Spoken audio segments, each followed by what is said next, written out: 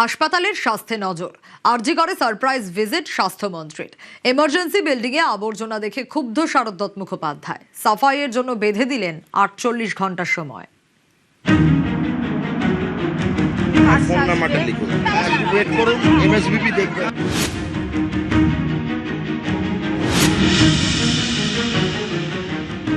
সজাগ করা হয়েছে, সচেতন করা হয়েছে। এভাবে হাসপাতাল অপরিচ্ছন্ন রাখার দায়ে কারণ নেই। আরজিকর হাসপাতাল কলকাতার প্রথম সারির সরকারি হাসপাতাল। প্রতিদিন এখানে রোগীর ভিড়। শনিবার এখানে সারপ্রাইজ ভিজিটে স্বাস্থ্যমন্ত্রী শারদ মুখোপাধ্যায় প্রথমেই ঢোকেন এমার্জেন্সি বিল্ডিংয়ে। সেখানে আবর্জনা দেখে ক্ষুব্ধ স্বাস্থ্যমন্ত্রী।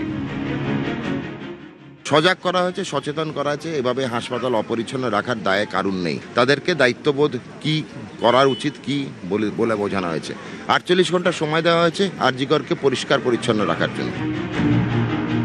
হাসপাতালে কোথাও ঘুরে বেড়াচ্ছে বিড়াল, কোথাও আবার আরশোলা।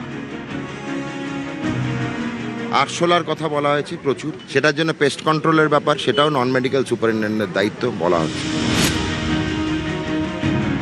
ওয়েটিং টাইম অপারেশনের জন্য অনেকটা বেশি। গাইনি সার্জারি দুটোই তো অপারেশনের জায়গা। বিভিন্ন রকম surgery, uro surgery, paediatric surgery, plastic surgery, general surgery, gynae surgery. তো এই সবগুলোতে আমি সচেতন করেছি। প্রত্যেকটা ওয়ার্ড ঘুরে দেখেছি। বিগত 2 ঘন্টা ধরে আমি ঘুরছি। সারপ্রাইজেই থাকবো এখানে। এখন থেকে কোনো হাসপাতালে কোনো মন্ত্রী কোনোভাবেই কিন্তু আগে থেকে জানান দিয়ে আসবে না, কারণ সদা সজাগ থাকতে হবে। এখানে ঢুকলেই আয়া রাখার ব্যাপার শুনছি, সেটা থেকে আমরা বিরত থাকতে বলেছি। জনগণকে সচেতন করে দিয়েছি, কেউ কোনো রকম দালালির পয়সা যেন না চায়। চাইলেই এমএসবিপি প্রিন্সিপালকে খবর দিতে বলেছি। আমার ফোন নাম্বার সামাজিক মাধ্যমে রয়েছে, এদের কাছে রয়েছে। আমার অফিসকে সরাসরি জানাতে পারে। আজকেও জিজ্ঞেস করছি, বলছে এখনো 3 সপ্তাহ বাদে আমার ফোন নাম্বারটা লিখুন। রোগীর পরিজনদের সঙ্গেও কথা বলেন স্বাস্থ্যমন্ত্রী। ওয়েট করুন, এমএসবিপি দেখবে। পেডিয়াট্রিক্সের অকুপেন্সি হচ্ছে 40% মতো বেড অকুপেন্সি, যেটা আমার একটু অবাক লেগেছে। প্রিমিয়ার টিচিং হসপিটাল এটা বলেছে বিগত 1-1.5 মাসে রেফারেল কমে গেছে। আমি শিক্ষার পারপাসে যেগুলো স্পেশাল পেশেন্ট হয় বাচ্চাদের পড়ানো, যেগুলো খুব ইন্টারেস্টিং সাবজেক্ট ডাক্তারি চিকিৎসার এবং পড়ুয়াদের জন্য, তাদেরকে আমি বলেছি যদি ভর্তি দরকার না হয় শিক্ষার জন্য তাদেরকে ভর্তি করা। বেড অকুপেন্সি মিনিমাম 60% অ্যাবাভ রাখা উচিত। শুধুমাত্র স্বাস্থ্যমন্ত্রী নন, বুধবার রাতে নদিয়ার কল্যাণী জেএনএম হাসপাতালে সারপ্রাইজ ভিজিট করেন তার ডেপুটি সুমনা সরকারও। ডাক্তারির পড়ুয়া সেজে সারপ্রাইজ ভিজিট স্বাস্থ্য প্রতিমন্ত্রীর। হাসপাতালের অস্বাস্থ্যকর পরিবেশ নিয়ে ক্ষোভ উগরে দেন তিনি। এবার আরজি করে সারপ্রাইজ ভিজিট স্বাস্থ্যমন্ত্রীর। এই হাসপাতালে পড়ুয়া চিকিৎসক এবং চিকিৎসকের সংখ্যা যথেষ্ট পরিমাণে রয়েছে। চিকিৎসা বিভাগের যে প্রদান করার ক্ষমতা সেটাও দেখে মোটামুটিভাবে আপাদমস্তক ভালোই মনে হয়েছে মন্ত্রীর, এমনটাই জানিয়েছেন তিনি সংবাদ মাধ্যমের মুখোমুখি হয়ে। তবে আগামী দিনে সবটাই নোট ডাউন করেছেন, নথি তথ্য তিনি খতিয়ে দেখে তবেই আগামী দিনে নেবেন সিদ্ধান্ত। ক্যামেরায় কাঞ্চনের সঙ্গে সুস্মিতা, নিউজ 18 বাংলা, কলকাতা। মমতার মামার বাড়িতে বিজেপি বিধায়ক। প্রাক্তন মুখ্যমন্ত্রীর মামাকে প্রণাম ধ্রুব সাহার।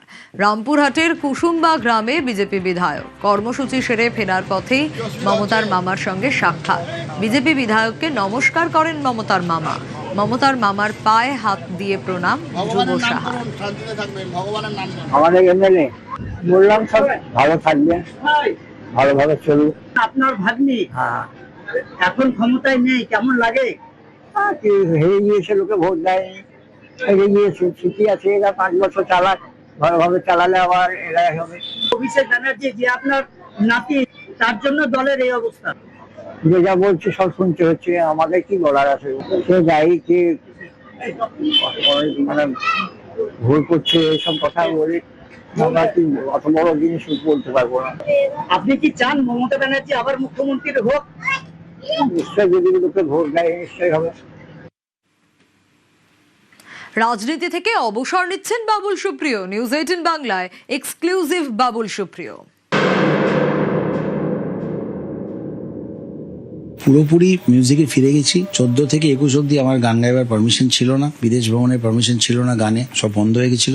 দিদি সেটা আমাকে 21 সাল থেকে পারমিশন দিয়েছিলেন। এখন সেটা খুব ভালোভাবে সব জায়গায় মেসেজ চলে গেছে, এখানে ওখান থেকে প্রচুর ইনভিটেশন হচ্ছে, শো হচ্ছে। খুব ভালোভাবে 6 বছর অ্যাজ আ গুড পার্লামেন্টারিয়ান আমি কাজ করতে চাই। লাস্ট 3-4 বছর ধরে যেরকম হচ্ছে আর কি, বিশেষ করে এই মুহূর্তে দাদা আমি পলিটিক্সে সত্যি খুব বিতশ্রদ্ধ। আমি তো এবারে লড়তে চাইনি, কোনোভাবেই লড়তে চাইনি, দিদিকেও জানিয়েছিলাম। হঠাৎই আমাকে উনি রাজ্যসভা দিলেন, হঠাৎ অ্যানাউন্স হলো 21 জুলাই তুমি দিদির সঙ্গে আমাকে দেখবে, যেখানে যেখানে পার্টি বলবে কিছু কিছু জায়গায় আমি যাব।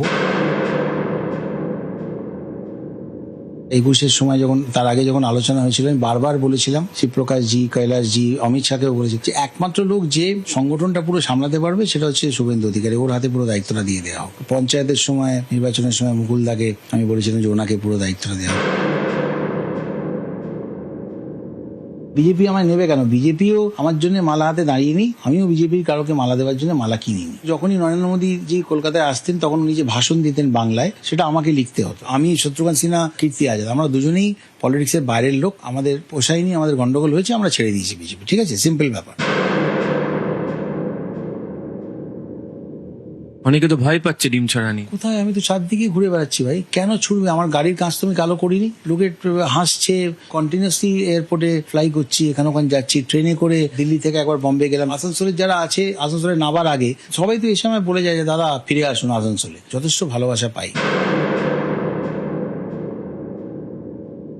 যখন কোনো পার্টির সঙ্গে তোমার মনিমানা হচ্ছে না, যখন তুমি পার্টি ছাড়ছো, তোমার ডেফিনেটলি পার্টির যে পদটা, এমপি হোক, এমএলএ হোক, যে টিকিটে তুমি জিতেছো, সেটা তোমার ইমিডিয়েটলি ডিসকোয়ালিফিকেশন হয়ে যাওয়া উচিত। মানে এটা নিয়ে কোনো দ্বিমত থাকা উচিত না। আমি তো ছেড়েছিলাম, চেষ্টা করেছেন, ওখানে দুর্নীতি করেননি এবং এই অনুযায়ী ওই জায়গাগুলোতে ওনারা অত্যন্ত পপুলার। তাহলে আবার ভোটে দাঁড়ান না। বিজেপি তো সর্বভারতীয় পার্টি, তারা এখানে এত বিপুল ভোটে জয়ী হয়েছে, তাহলে তাদের টিকিটে দাঁড়িয়ে জিততে তাদের ক্ষতিটা কি আছে?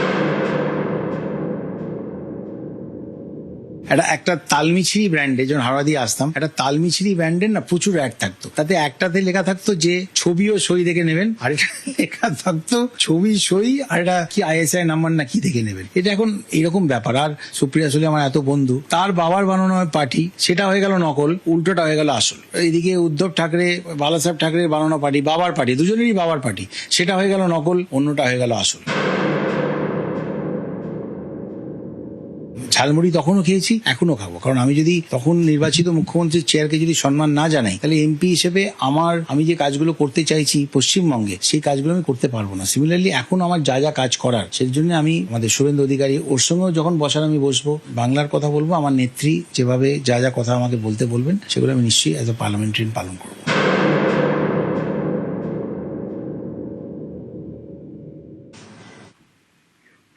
রাজ্যের মুকুটে নতুন পালক, হাজরা চিত্তরঞ্জন সেবা সদন ও শিশু সদনকে স্বীকৃতি। হাসপাতালকে বিশেষ স্বীকৃতি কেন্দ্রীয় স্বাস্থ্য মন্ত্রকের। ম্যাটারনিটি ওটি, লেবার রুম পরিদর্শনের পর স্বীকৃতি। হাসপাতালের পরিচ্ছন্নতা ও রোগী নিরাপত্তায় নজর, একাধিক মানদণ্ডে হাসপাতালকে স্বীকৃতি কেন্দ্রের।